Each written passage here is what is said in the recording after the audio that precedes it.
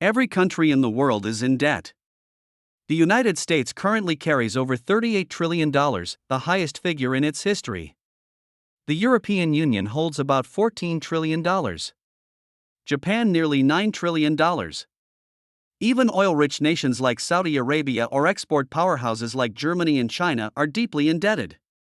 But here's the paradox: if everyone is in debt, to whom exactly is this debt owed? This is where financial history, money, power, and the collision of time intersect, and nothing is as simple as it seems. Debt is not just a burden. It is the architecture of the modern world. Every war, every crisis, every rise and fall rests on these invisible scaffolds of promissory notes. Follow the chain of creditors closely enough, and you discover something unsettling: the world is, in a sense, owed not to anyone else, but to itself. Yet that doesn't mean everyone benefits equally. To understand how we got here, a planet with over $315 trillion in total debt, nearly 3 times the size of the global economy, we need to go back to the beginning. Long before the first credit card swipe or digital transfer, the idea of national debt was born not on Wall Street, but in war.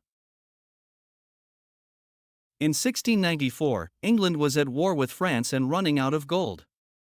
The king turned to merchants for help. In exchange for a permanent stream of interest payments backed by future taxes, they financed the crown. To manage this new arrangement, the Bank of England was established. It was revolutionary. The state could now spend money it did not yet have.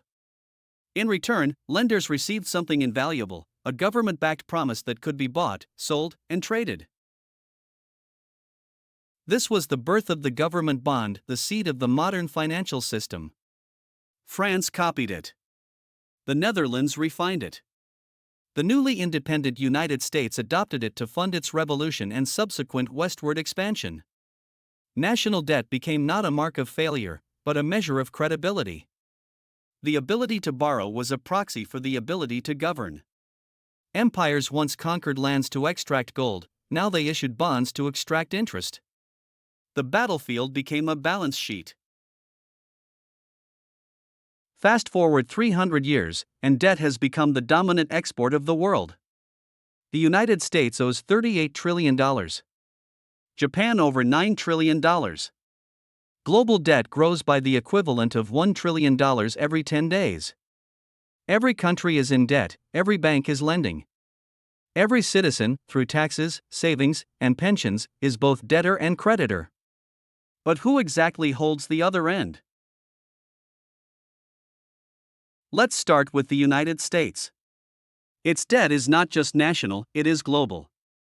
About half of that $38 trillion is publicly held, meaning owed to investors outside the government.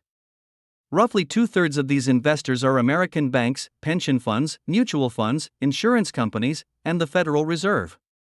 The remaining 1/3, around $9 trillion, is held by foreigners: Japan, $1 trillion, China, $800 billion, followed by the UK, Luxembourg, and Belgium.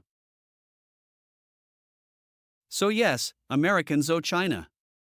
But that's only about 2% of the total. Most of America's debt is owed to itself. The Treasury issues bonds, banks and funds buy them, and the Federal Reserve often buys them back, creating new dollars in the process. Americans pay taxes to cover the interest, which flows back into U.S. retirement accounts. It is a circular mirror. Debt is real, but the creditor is largely a reflection of the same system. This circularity is not unique to the U.S., it is global. Japan lends to the U.S. via Treasury bonds. The U.S. lends to Europe through the IMF. Europe lends to developing nations via the World Bank. Developing nations park foreign reserves in Western bonds, effectively lending back to developed economies. It is a planetary game of hot potato made of promises. Every country holds another's note. Every promise is secured by yet another promise. It is like a poker table where each player steals a chip from the next, and the only rule keeping the game alive is that no one stands up. But there's a fourth layer, the most powerful one of all: the markets themselves. Behind every government bond is a network of institutions, hedge funds, pension funds, sovereign wealth funds, and central banks managing tens of trillions in assets. They decide which nations can borrow cheaply and which must pay a premium to survive. When confidence is lost, currencies collapse, governments fall, and entire economies can be reshaped overnight. Democracy decides who governs, markets decide who survives. And the ultimate market maker, a high priest of the modern era, is the central bank. Central banks do not just manage debt, they create it. When the Federal Reserve or the European Central Bank buys government bonds, they create new money.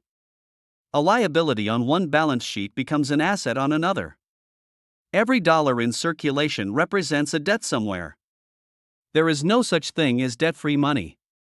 Every coin, every banknote, every digital dollar is recorded on the surface of an invisible promissory note. For decades, this cycle has sustained itself on trust. Investors keep faith that governments will pay interest, even if they never repay principal, and the machine keeps running. But what happens when confidence falters? History shows us. In 2010, Greece's government debt became unpayable. Bondholders panicked.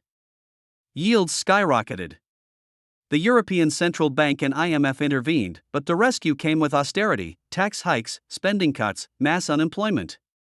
A generation bore the cost. Rescue meant sacrifice. Repeated defaults in Argentina turned debt into a national curse. In Sri Lanka, government loans for foreign currency caused fuel shortages and political collapse. When the system fails, creditors become visible. IMF, rating agencies, faceless bondholders all grip nations by the throat, but even after collapse, the same logic resumes. Old debts are replaced by new ones. The machine resets on a balance sheet under a new name. Because in the 21st century, government debt is not designed to be paid off. It is designed to be renewed. Governments today do not actually plan to repay debt now or ever. This is not a conspiracy, it is policy. Unlike personal loans, where principal repayment is expected, governments treat debt like an expired subscription, issuing new bonds to pay off the old. Refinancing, economists call it. Interest becomes the main product. The global economy now lives on this rent. Like a shark that must keep swimming to breathe, it must keep borrowing to survive. The modern financial system is built not on repayment but on trust. The US will never clear its $38 trillion debt. It will refinance it indefinitely.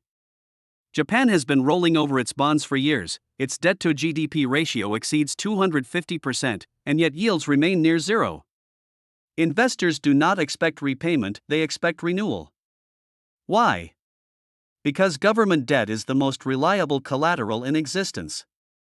A U.S. Treasury is not a liability, it is an asset, the foundation of global markets. Pension funds hold it. Banks use it as collateral. Central banks treat it as money. This is why when politicians talk about balancing budgets or paying down national debt, they are selling an illusion. The goal is not to eliminate debt but to keep it sustainable, serviceable, and desirable enough that the system never stops believing in it. Once trust erodes, numbers no longer matter. Confidence collapses, interest rates skyrocket, and an economy built on renewed promises grinds to a halt. The secret of sovereign debt is this: the plan was never to repay. The plan was to ensure the world continues believing repayment will happen. It is a closed loop of trust, and as long as trust holds, the numbers can expand indefinitely. But trust is not distributed equally. When we say we owe ourselves, it is only half true. Interest payments do not flow evenly through society, they flow upward, from taxpayers and workers to institutions and investors. Debt is not just a transfer between nations, it is a transfer between classes. Global inequality and global indebtedness rise together. The system rewards those who hold debt and punishes those who pay it. The creditors are not villains, the debtors are not victims. They are two sides of the same engine. The problem emerges when the engine runs out of fuel, when new borrowing cannot keep up with prior promises. Then the question, who is the creditor, stops being abstract and becomes personal. At the top of this global pyramid, there is no one face to blame. Not China, not Wall Street, not the IMF, they are all part of it. And so are we. The modern financial system has transformed debt into money itself.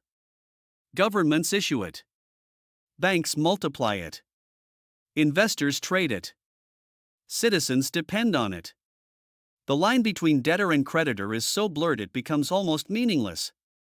Debt once meant bondage. Today, it means balance. But balance is fragile. When trust breaks, the illusion ends, and we remember what debt really is: money that can never be held in full.